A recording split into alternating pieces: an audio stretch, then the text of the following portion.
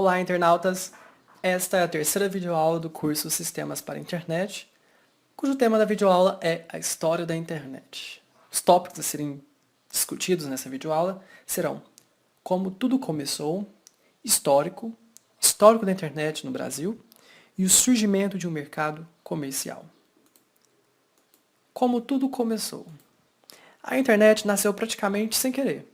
Foi desenvolvida nos tempos remotos da Guerra Fria com o nome de ARPANET, para manter a comunicação das bases militares dos Estados Unidos, mesmo que o Pentágono fosse riscado do mapa por um ataque nuclear.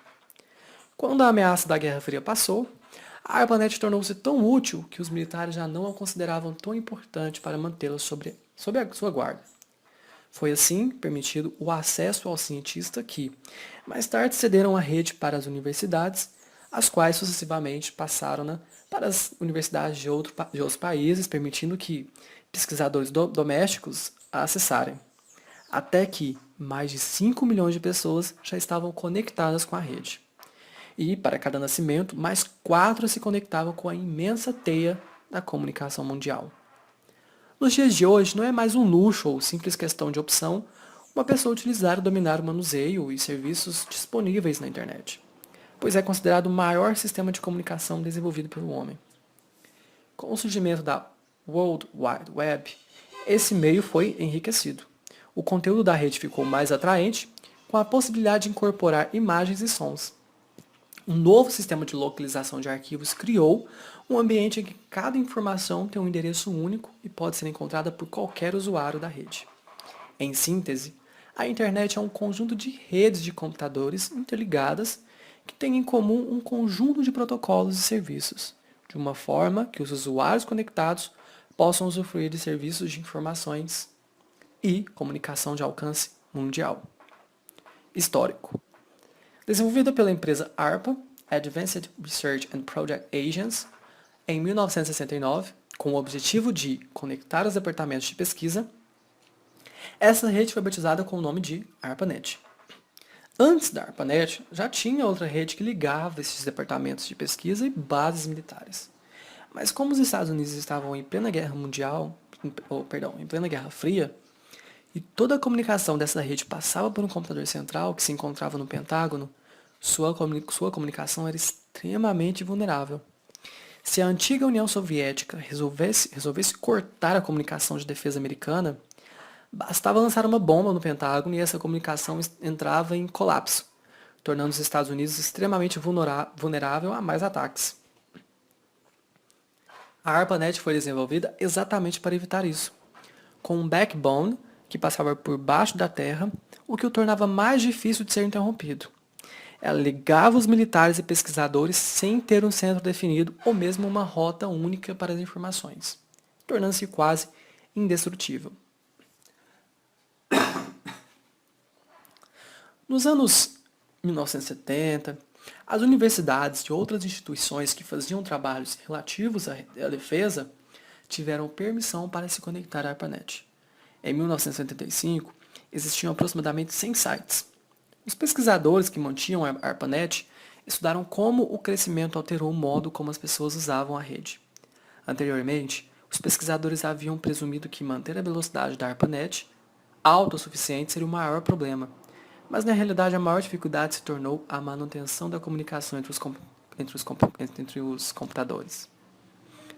No final dos anos 70, a ARPANET tinha crescido tanto que seu protocolo de comutação de pacotes original, chamado de Network Control Protocol, NCP, tornou-se inadequado. Em um sistema de comunicação de pacotes, os dados a serem comunicados são divididos em pequenas partes. Essas partes são identificadas de forma a mostrar de onde vieram e para onde devem ir, assim como os cartões postais no sistema postal. Assim também como os cartões postais, os pacotes também possuem um tamanho máximo e não são necessariamente confiáveis. Os pacotes são enviados de um computador para o outro até alcançarem o seu destino. Se algum deles for perdido, ele poderá ser reenviado pelo emissor original. Para eliminar retransmissões desnecessárias, o destinatário confirma o recebimento dos pacotes.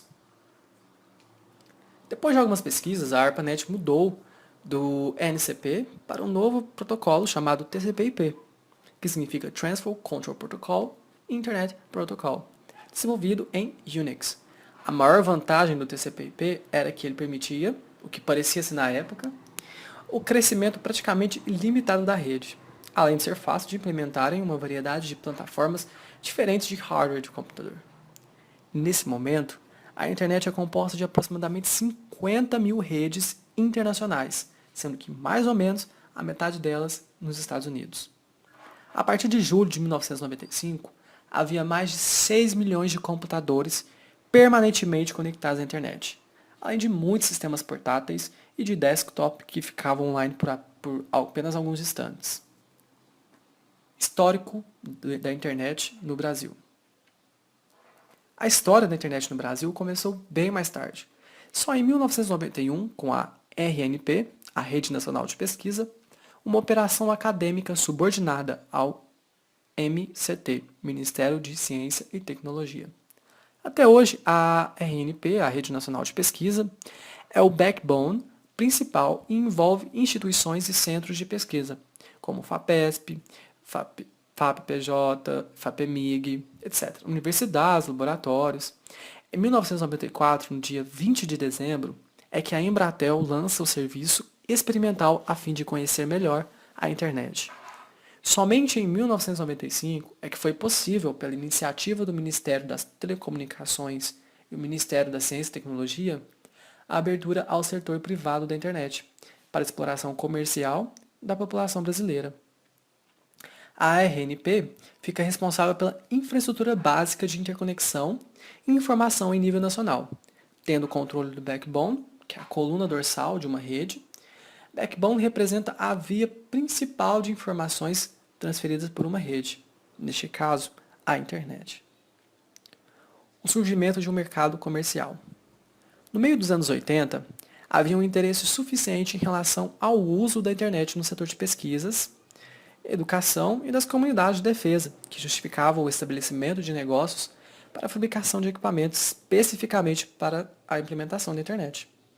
Empresas tais como a Cisco Systems, a Proteon e posteriormente a Wellfit, atualmente Bay Networks e a Precon, começaram a se interessar pela fabricação e venda de roteadores, o equivalente comercial dos gateways criados pela BNN nos primórdios da ARPANET. Só a Cisco já tornou-se um negócio de $1 bilhão. A internet está tendo um crescimento exponencial no número de redes, número de hosts e volume de tráfego. Outro fator primordial que existe por trás do recente crescimento da internet é a disponibilidade de novos serviços de diretório, indexação e pesquisas que ajudam o usuário a descobrir as informações de que precisam na imensa internet. A maioria desses serviços surgiu em função dos esforços de pesquisas das universidades e evoluíram para serviços comerciais.